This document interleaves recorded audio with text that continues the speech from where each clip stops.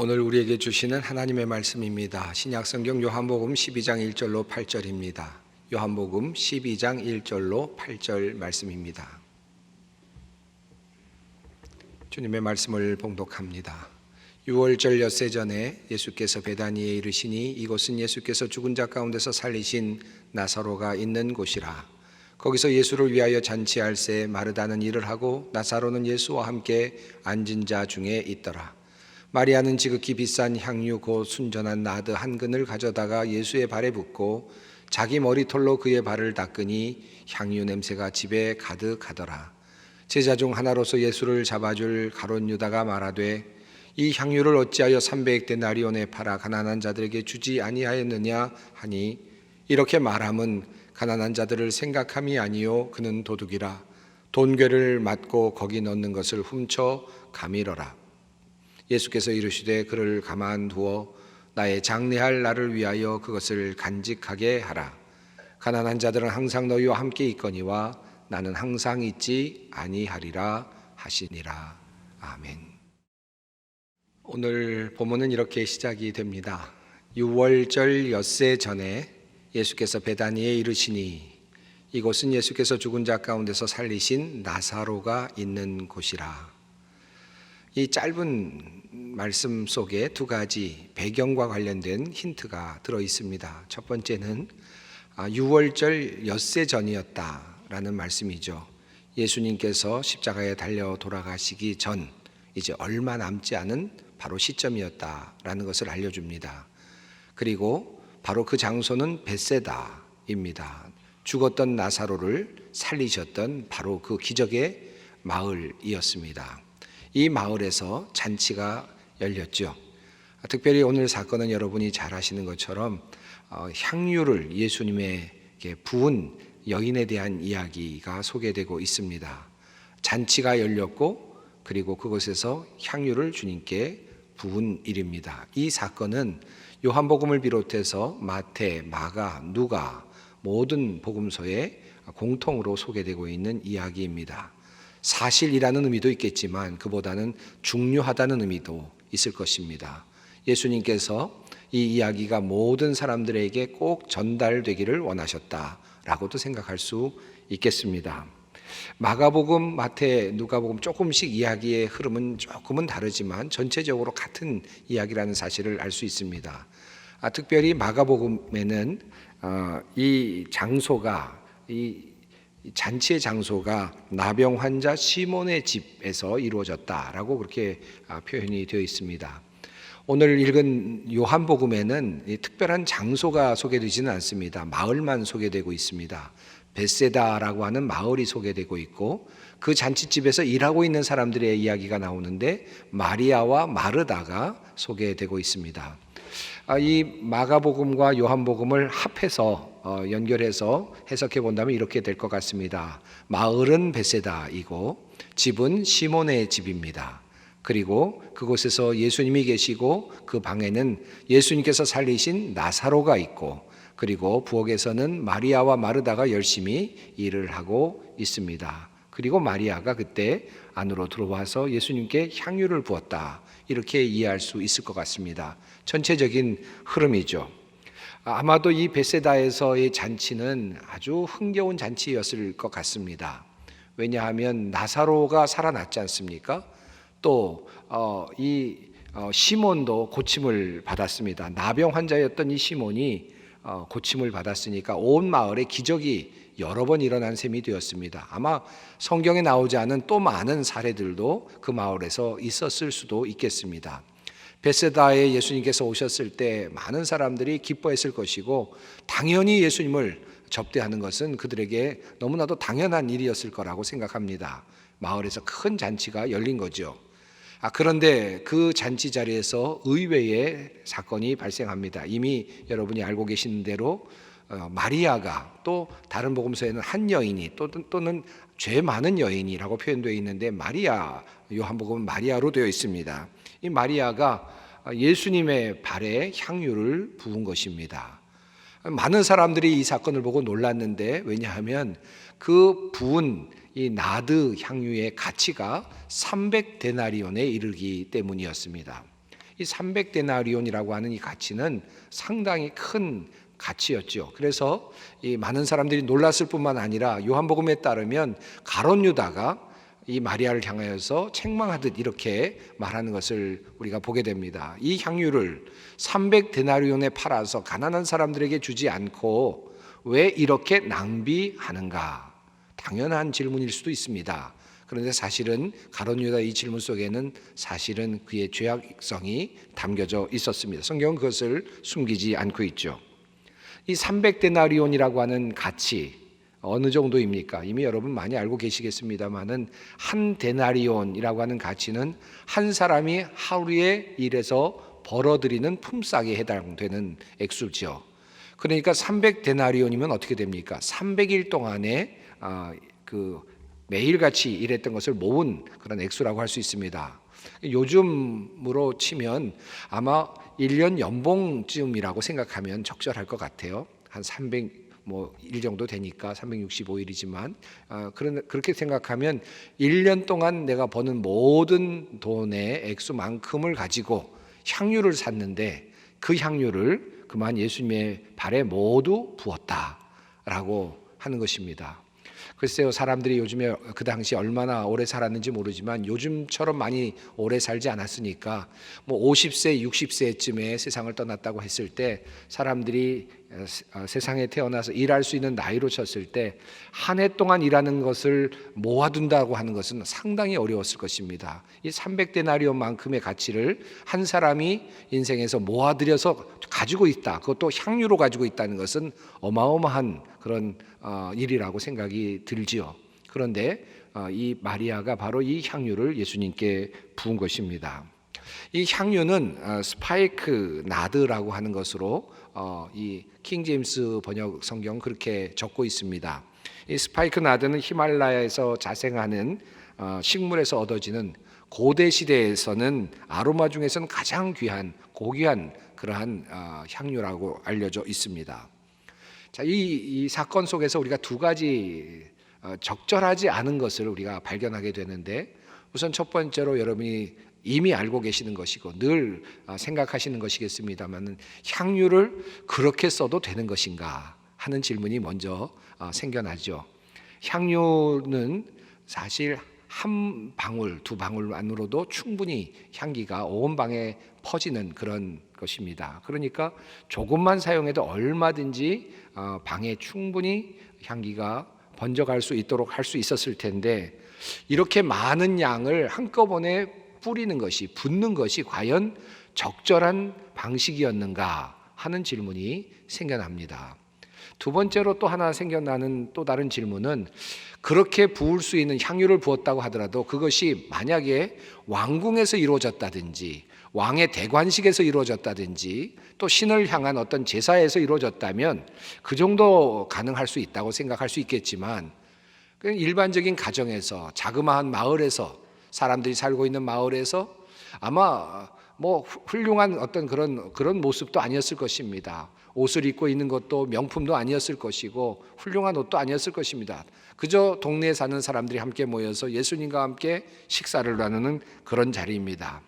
향유 하나만으로는 모든 것들을 바꿀 수 없을 만큼 모든 것들은 그저 평범했을 텐데, 거기에 유독 향유만을 그렇게 귀한 비싼 향유를 쓰는 것이 과연 옳았는가 하는 질문이 또 생겨나게 되죠.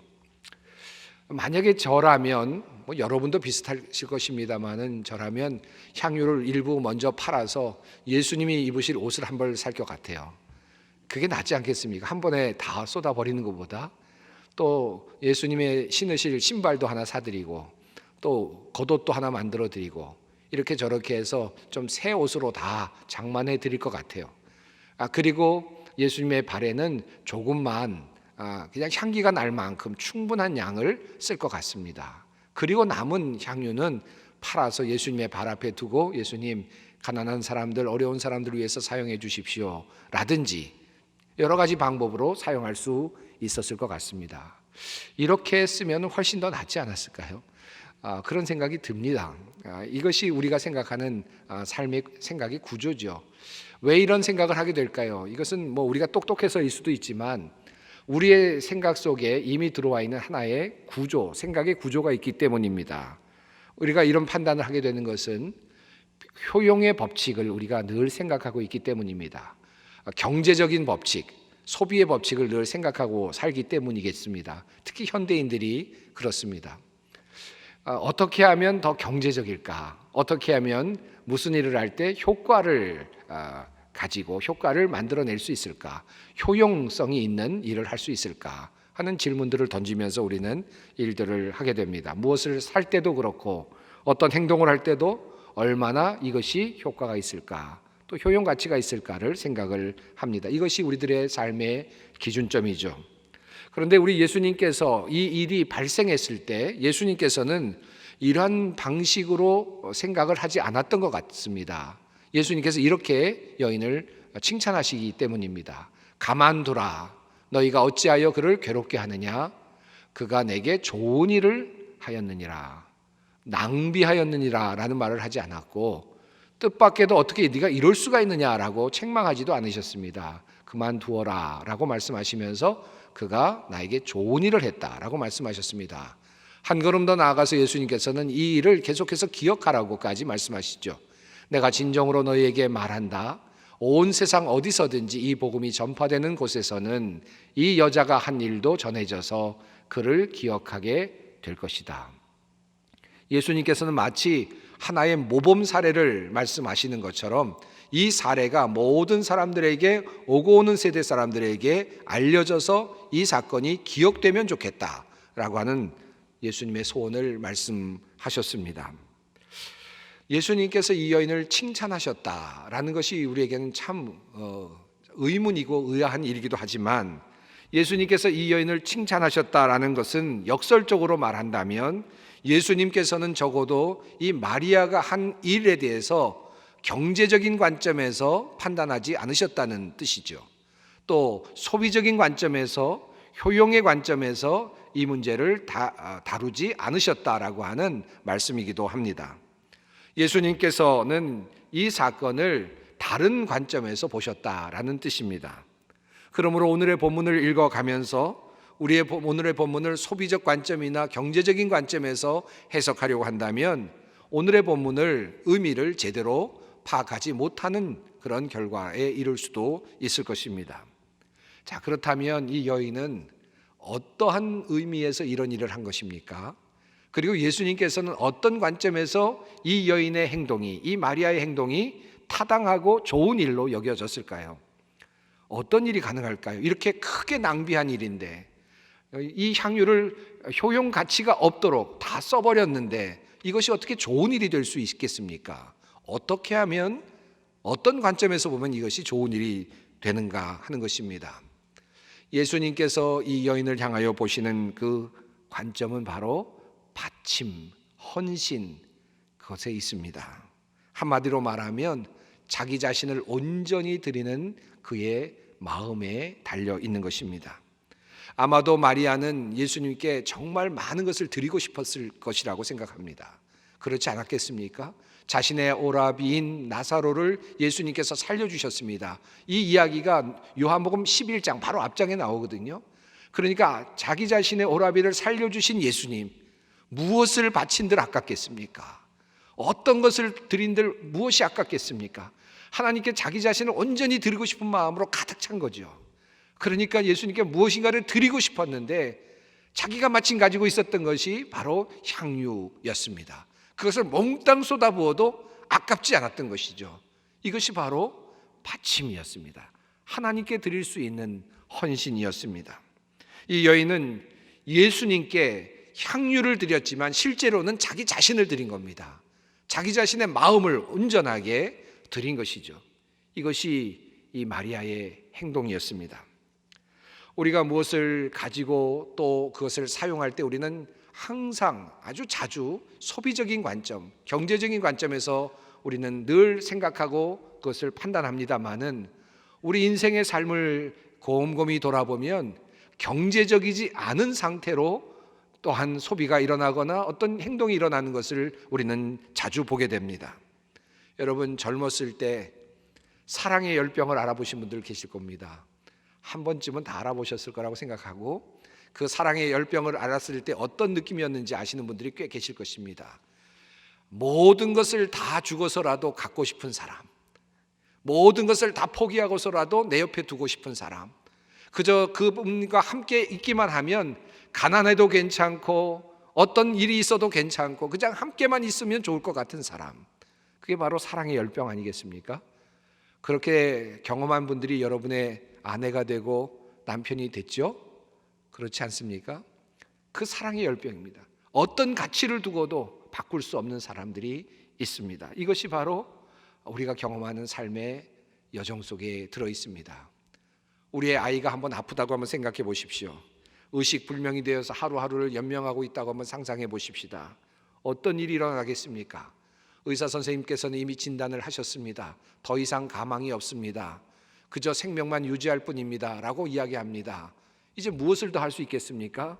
이제부터 소용되는 비용이 상당히 비쌉니다. 수천만 원이 들 수도 있고 수억 원이 들 수도 있습니다 라고 하는 이야기를 들었다고 한번 상상해 보십시다. 여러분이 부모님이라면 아이를 놓고 어떻게 하시겠습니까? 아이가 희망이 없다 할지라도 끝까지 아이를 살리려고 하지 않을까요? 끝까지 포기하지 않겠습니까? 얼마의 돈이 들든지 상관없이 최선을 다하려고 하지 않을까요? 이 일이 끝난 다음에 내가 아무런 것도 가질 수 없는 가난한 상태로 돌아갈 수밖에 없다고 하더라도, 그것이 예상된다고 할지라도 아이를 살려내기 위해서 무슨 일이든 하지 않겠습니까? 이것이 바로 바침입니다. 우리가 상상할 수 없는 삶의 태도라고 할 수 있습니다. 저는 이것을 거룩한 낭비라고 말하고 싶습니다. 고귀한 낭비라고 명명하고 싶습니다. 비타산적인 투자입니다.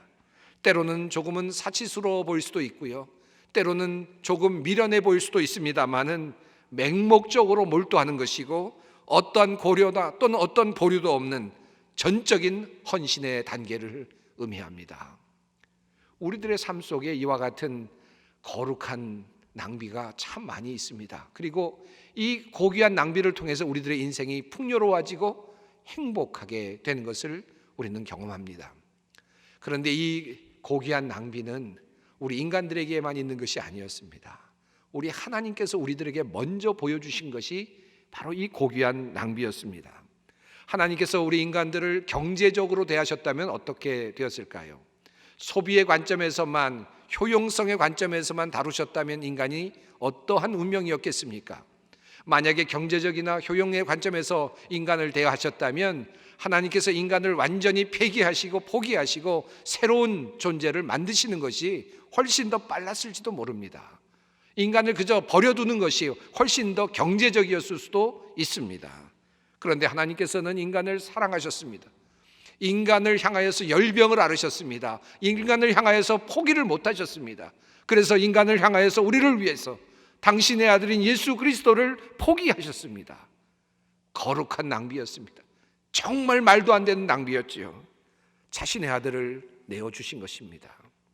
이것을 요한복음 3장 16절은 우리들에게 이렇게 전하고 있습니다.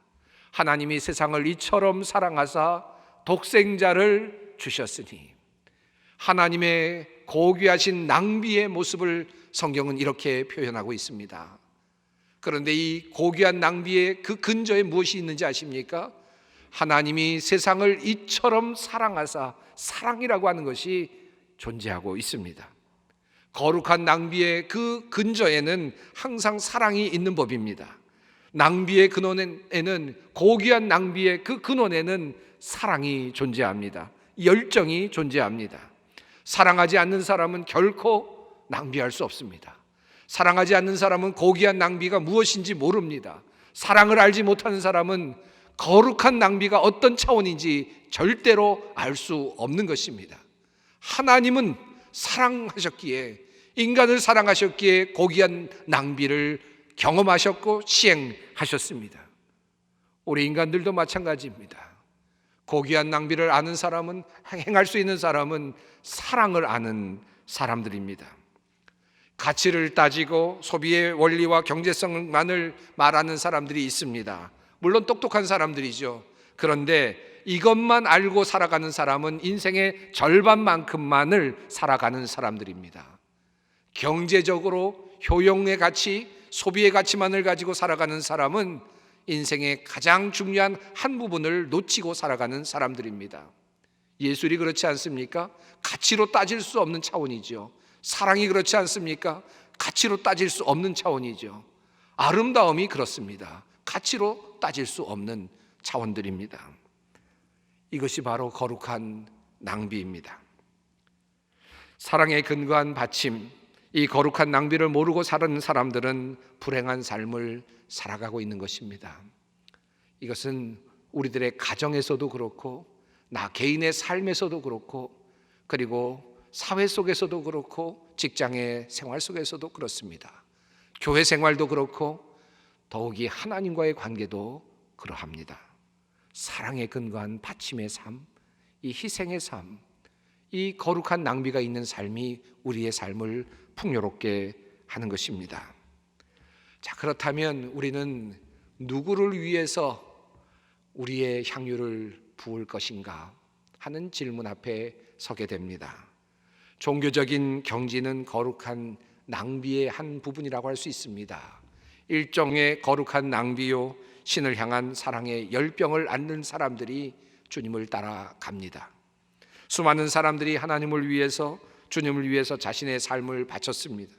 자신이 가진 모든 것을 드렸고, 어떤 이는 오지의 선교사로 나갔습니다. 어떤 이는 거룩한 순교로 자신의 생명을 하나님께 바쳤습니다. 이것이 바로 하나님을 사랑하는 사람들이 보여주었던 고귀한 낭비, 거룩한 낭비였습니다. 사랑하는 성도 여러분, 우리 믿는 사람들로서, 우리 소망교회 성도로서 우리는 과연 하나님을 향하여 어떠한 고귀한 낭비를 하고 있습니까?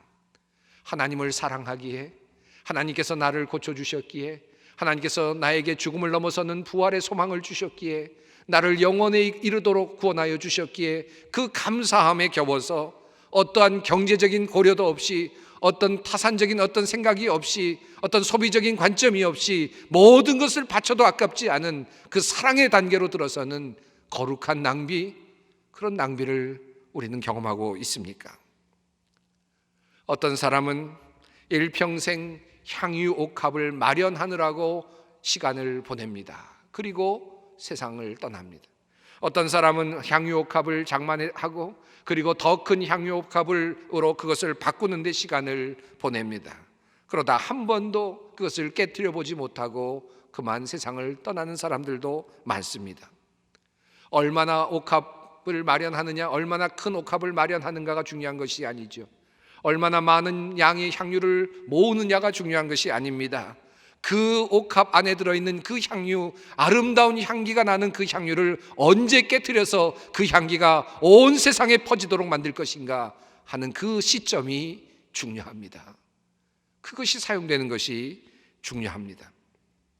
여러분이 가진 거룩한 그 옥합을 깨트릴 수 있는 아름다운 소비가, 거룩한 낭비가 여러분의 삶 속에서 표현되고 나타날 수 있기를 간절히 소망합니다.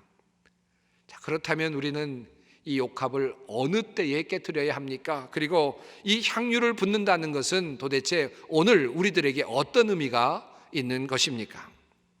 앞서 말씀드린 대로 오늘 본문 말씀은 요한복음 12장 앞부분에서 유월절 엿새 전에 이 사건이 일어났음을 우리들에게 알려주고 있습니다. 그 앞에 있는 11장 마지막 절 57절 말씀은 이렇게 되어 있습니다. 이는 대제사장들과 바리새인들이 누구든지 예수 있는 것을 알거든 신고하여 잡게 하라 명령하였음이로라. 예수님을 잡게 하라 명령이 떨어졌다라는 것이죠. 본문의 정황은 이렇습니다. 밖에서는 이미 예수를 잡아 죽이려고 지금 혈안이 되어 있습니다.